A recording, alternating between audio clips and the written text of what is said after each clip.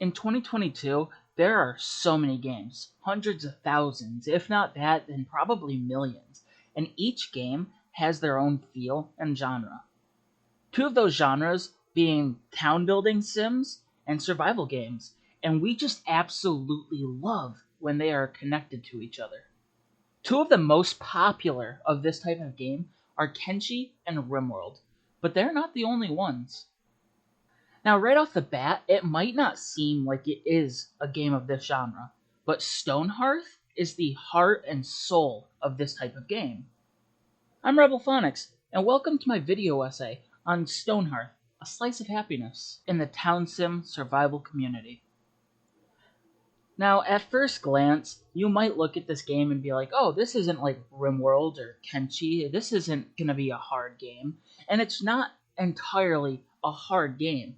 It is a good bit easier than some others, but it can get up there in hardness.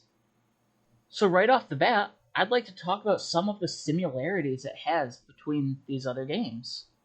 Like with other town survival games, you have to choose your start. Now, while the choices aren't crazy hard ones, like starting with a guy that's just a torso and a head, or completely naked, there are a few different starts that make your characters look different and makes the game feel different with a different map. Now, while you look at other games and think that they definitely look like harder games, and this one doesn't, it is a really fun game, despite its cute little looks. Which, this game is very cute. From the little townspeople, to their buildings, to their tools. The entire game is a little bit more pixely or voxel-like, which gets a bad rap nowadays, but this game is still amazing. Now, like other town sims, you need to build in this game, and this building system is a little bit different than others. If you set an item to be placed down in a certain area, you don't have to go out of your way to try and get the resources for it and then make it and then set it down. Your character does all of that for you. And you can build some crazy stuff in this. It's not like Kenshi where you have to build a certain kind of house, or RimWorld where it's just a top-down look. This game, you can build entire castles, and it will look like a castle. It will look amazing. Now, building isn't the only thing you can do in this game, don't worry, because it is also a survival game. Your characters have health, they have hunger, there are enemies and there's combat, everybody has their own different roles, and of course, you are the god controlling them. Well, I guess I shouldn't say that, because in other games where you can click a character and have them do a certain thing and control their every move, all you can really do in this game is give orders and watch as they do it themselves. You're more of a town leader, not a god.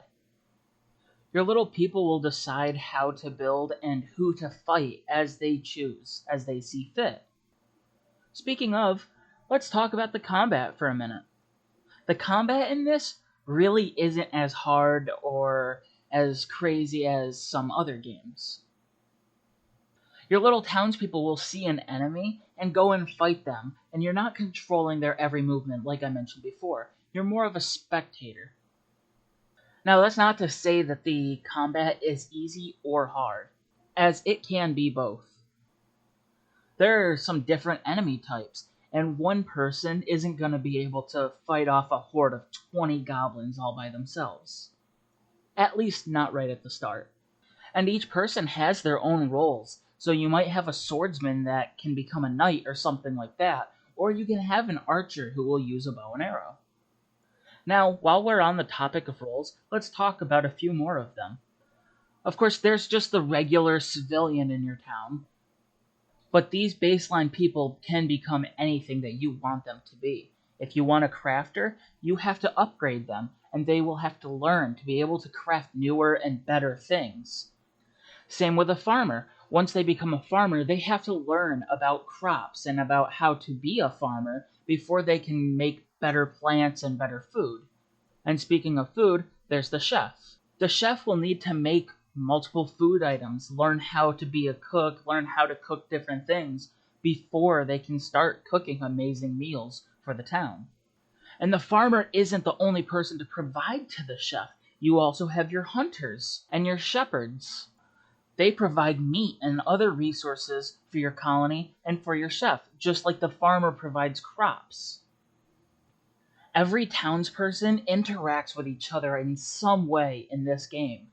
Like if you want to upgrade somebody to something else, you need a tool to be able to do it, and that's where your crafters come in. And that is what's so amazing about this game. In RimWorld, your characters can all straight up hate each other, and they're just trying to survive, which is very realistic sometimes. Or in Kenshi, you don't really get a feel for how everybody feels about each other. But in StoneHearth, it really feels like the entire town is working together towards a goal, trying to help each other, which just gives a little feeling of euphoria, which is why it's such a different game from these other town building survival sims. So if this is the first time you're hearing about this game, or you have played the game, but you haven't in years, I really suggest you give it a try. If you enjoyed this little video essay on StoneHearth, A Slice of Happiness, please give it a thumbs up, maybe subscribe, tell your friends about this game, as it really is a cute little game that deserves a lot more attention than it gets. And let me know of more town building survival sims, as I completely love these types of games. That's going to be all from me. Have a good one.